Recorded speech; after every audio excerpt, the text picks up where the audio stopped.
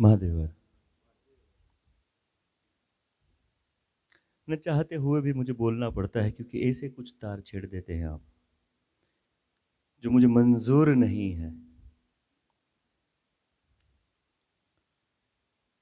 गुरु अपने और ईश्वर के बीच की कड़ी है।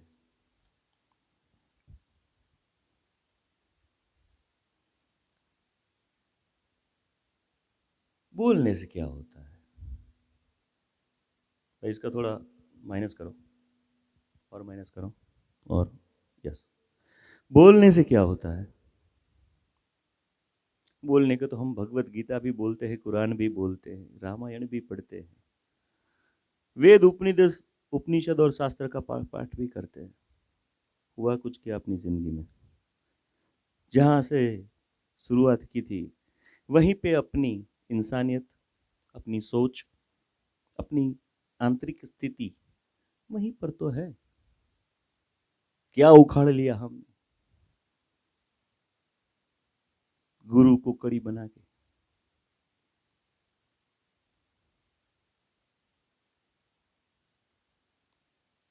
कहां पे उत्थान हुआ विचारों का? कहां से किरण उठी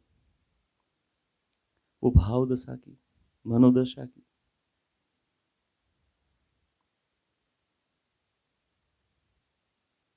कहां पे वो पल तुम्हारी जिंदगी में छुम छुम छुम छुम छुम छुम छुम छुम करते पायल जैसे बजती है वैसे बजने लगे?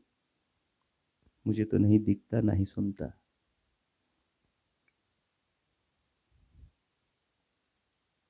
फिर काहे की कड़ी? तुम जब आए थे तब जहां थे अभी भी वहीं पे हो।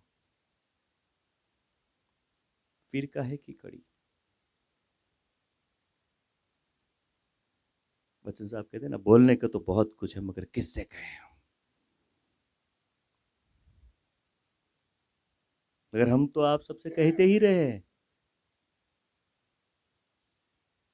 मगर इसको थोड़ा सा चेंज करो। बोलने को तो सब कुछ बोला हमने, मगर किसने सुना आप? अच्छा, सुनने को तो आप सब कुछ सुन लेते हैं, घटता किसमें है, उतरता किसमें है? कौन भरता है अपने पात्र को? कौन बदलता है अपनी सोच को? कौन अपने जीवन में नया मोड़ लाने की हिम्मत रखता है? कौन अपने विचारों में उच्चतम पवित्रता लाता है? कौन अपने जीवन में परम निर्दोषता को जन्म देता है? हाँ, तब हुई कड़ी, तब हुआ किसी का सुनहरा आगमन, तब लगा कि कोई आया, मेरे जीवन को बदल दिया। ऊपर ऊपर से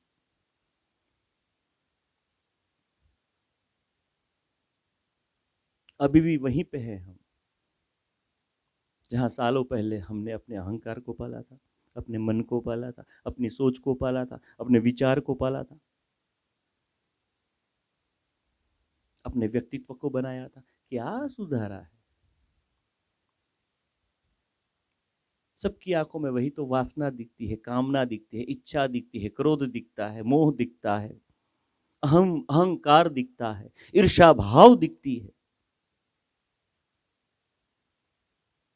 नीचता दिखती है, अप्रामाणिकता दिखती है। कहां कोई सहज हुआ, जल की तरह निर्मल हुआ? कहां कोई अपने स्व को पाया? किसमें जगी प्यास उस परम की पाने की? किसने जाना ये जन्म क्यों लिया है? कौन सोच में पड़ गया कि हम मनुष्य अवतार में क्यों आए हैं? फिर ये दो कोड़ी के शब्द, गुरु हमारे और ईश्वर के बीच की कड़ी है।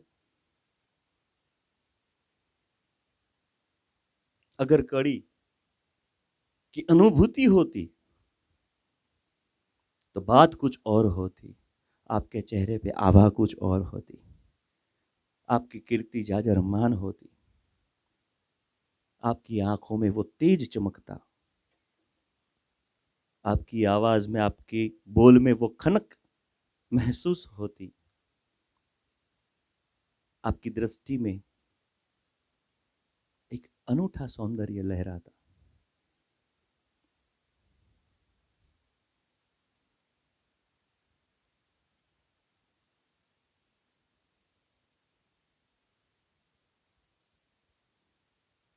बुद्धिमान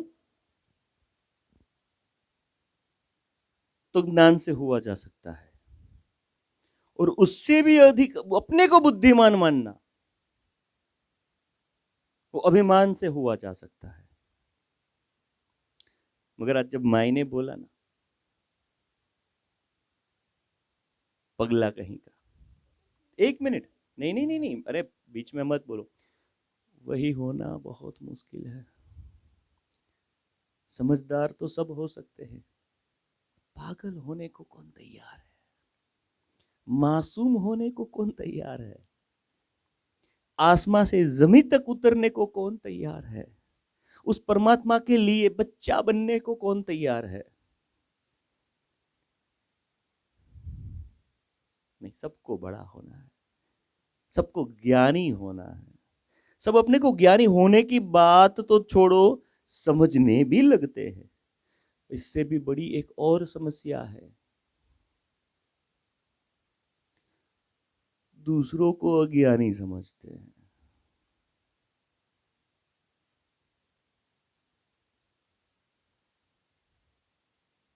है ना?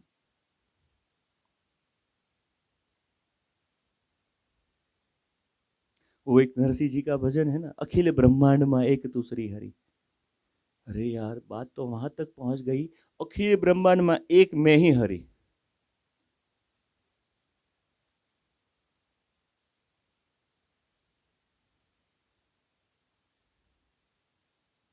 बाकी सब दिवासड़ी।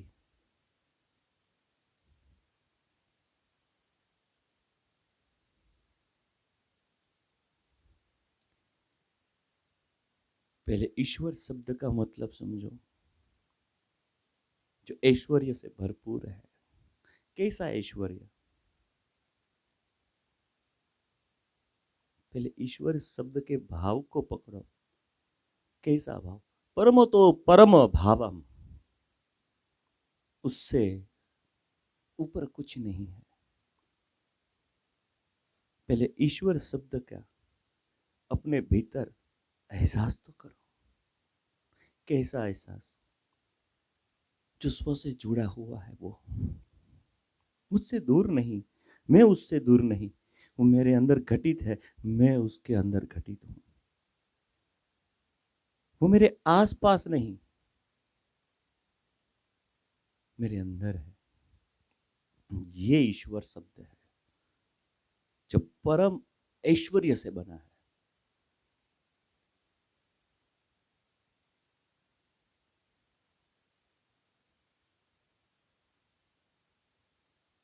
तो फिर गुरु क्या है?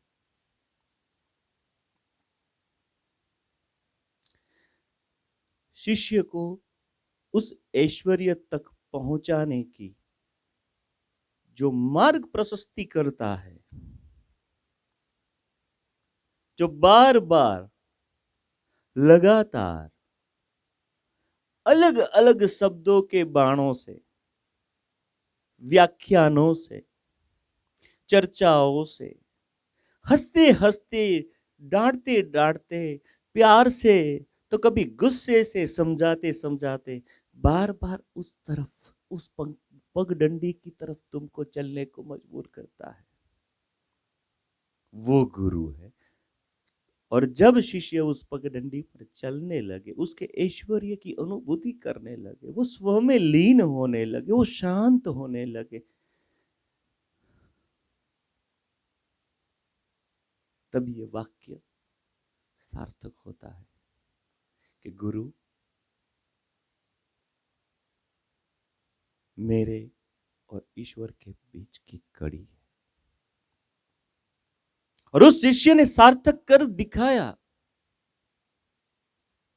उस मार्ग पे चल पे, उस मार्ग के ऊपर आने वाले हर उस पहलू को अपना के, जो जो गुरु ने बताया, जो जो गुरु ने सिखाया, जो जो गुरु ने प्राप्त करवाया, उसे अपने घट में उतार के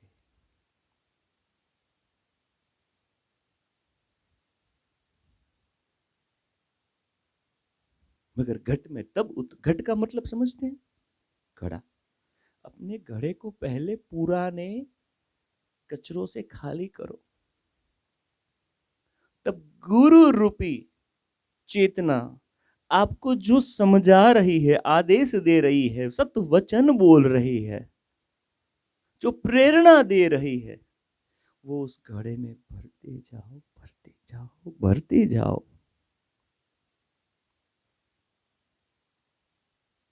वो भरना काफी है, उस घड़े को भरो। क्यों? क्योंकि ये घड़ा एक दिन फूट जाएगा। मगर जब इस घड़े में गुरु रूपी चेतना के द्वारा कुछ परम तत्व भरे गए होंगे, तो दुनिया उस परम तत्व के आचरण को करने वाले व्यक्ति को हमेशा याद रखती है। कब? आपके जाने के बाद। बाकी 2 घंटे का, આપણે ગુજરાતીમાં કહીએ ને બેસણું, 2 घंटे के बेचने में आप आते हो, उसमें 2 मिनट बैठते हो, जय श्री कृष्ण जयराम जी की करके निकल जाते हो। कौन साला मर गया, किसको याद है आज? और आपको याद रखे क्यों? कौन सी ऐसी परम चेतना आपके अंदर घटी थी? और जब बोलते हैं गुरु, तब तो सब की आंखें बंद हो जाती है, सब लीन हो जाते हैं, सब आशीर्वचन में खो जाते हैं, सब घट घट करके पीने लगते हैं, जैसे कोई मदिरा पान करा रहा हो, वैसे रस रस ले लेके पी रहे हैं। मगर जैसे ही अपनी जिंदगी में वापस गए, तब जैसे थे वैसे। कौन गुरु, कैसे मदिरा, कैसी परम चेतना, कैसे संदेश, कौन सी गुरुवाणी? जाने दो यार। देख मोबाइल में कितने मैसेज पड़े हैं, फेसबुक ओपन करना है, सबको रिप्लाई करना है। अपने को रिप्लाई नहीं करेंगे तो चलेगा, दूसरों का नहीं छूटना चाहिए।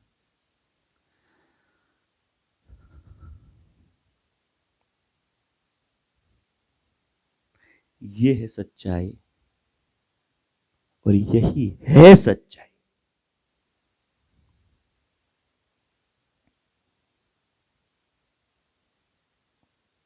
इसके अलावा और कुछ भी नहीं है सच्चाई।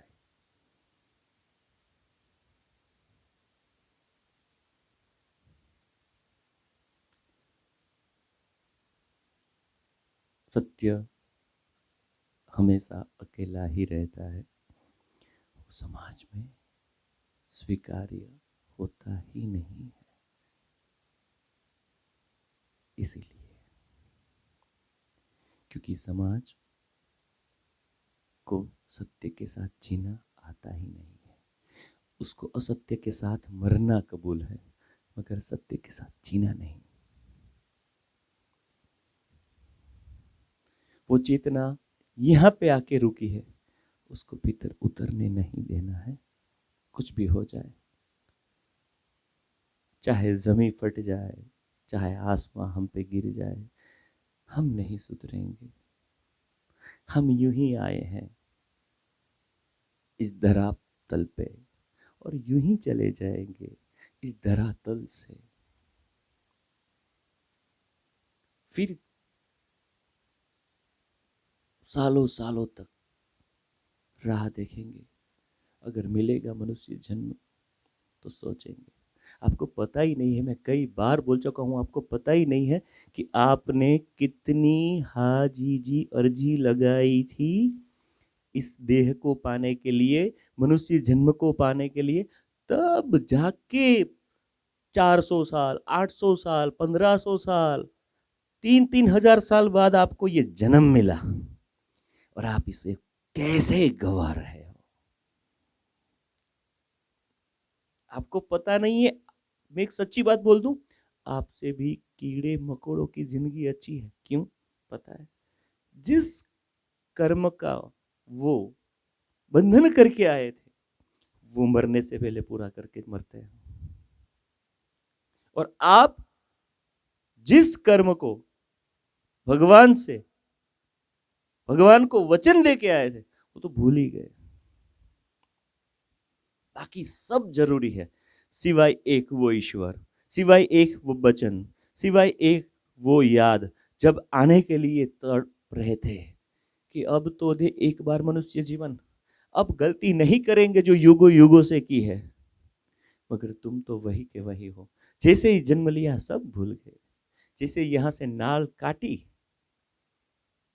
बस रोने लगते हो मां के स्तन के लिए कि दे दूध, भूख लगी है। फिर भूख की वासना और अनेकों प्रकार की भूख फिर आपको धीरे धीरे धीरे धीरे धीरे घेरे रहती है। पहले पेट की भूख थी, फिर रोजी की भूख, फिर ज्ञान की भूख, समझ रहे हो? फिर रोटी की भूख, कपड़े की भूख, फिर शरीर की भूख, फिर पैसों की भूख, फिर संबंधों की भूख, फिर मिलकत की भूख, फिर रोजगार की भूख, फिर सोमान की भूख, फिर अभिमान की भूख, फिर स्वाभिमान की भूख,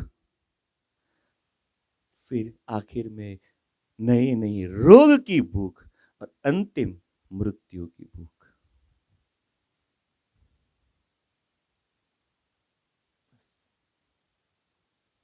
भुक्खड़ बन के पैदा हुए और भुक्खड़ बन के मरे। आप सम्राट हो, आपको पता ही नहीं चला अंत तक कि आप सम्राट रूपी जन्मे थे, मगर मरे तो भुक्खड़ की तरह।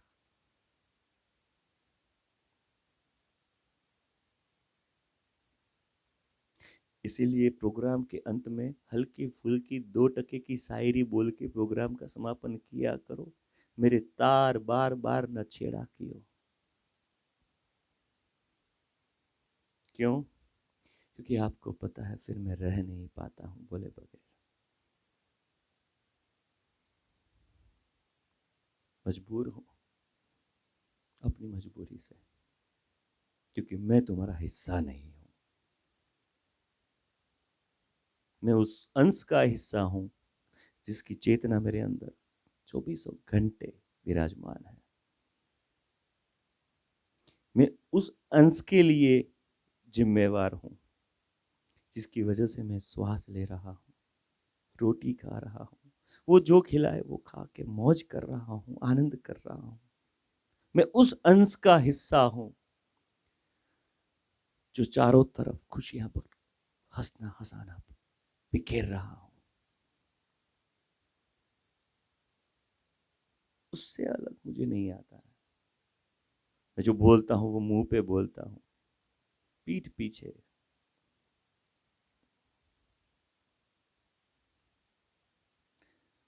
वो मेरे खून में नहीं है, क्योंकि मैं उस बाप की औलाद हूं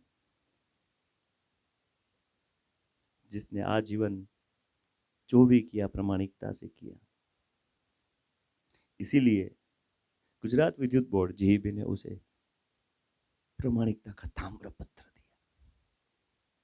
जिसने आजीवन 1 रुपए की भी चोरी नहीं की, मैं उस बाप की औलाद हूं। मेरे खानदान में वो खून है, मैं पीछे नहीं मुंह पे बोलता हूं, मगर सत्य हो तभी तभी तभी। इसीलिए फिर से कहता हूं, अगर तुम्हारे और ईश्वर के बीच में किसी को कड़ी मानना मानना तब होगा जब जानना शुरू करो, तब सार्थक हुआ मेरा और आपका रिश्ता, मेरा और आपका परम प्रेम, मेरा और आपका परम रिश्ता सार्थक हुआ। लगना है तो मेरे गले लगो, मेरे प्रेम को अपनाओ, मेरे सिद्धांतों को अपनाओ, मेरे वचनों को अपनाओ। कब बिगाड़ा मैंने तुम्हारा कुछ?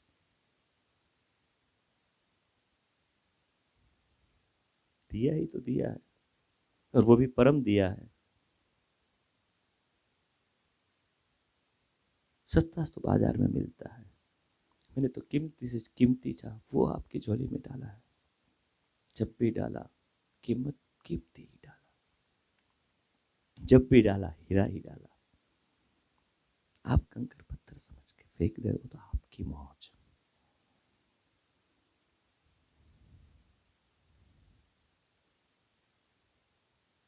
बस आज देर हो गई, क्षमा यार्थी हूं इसके लिए।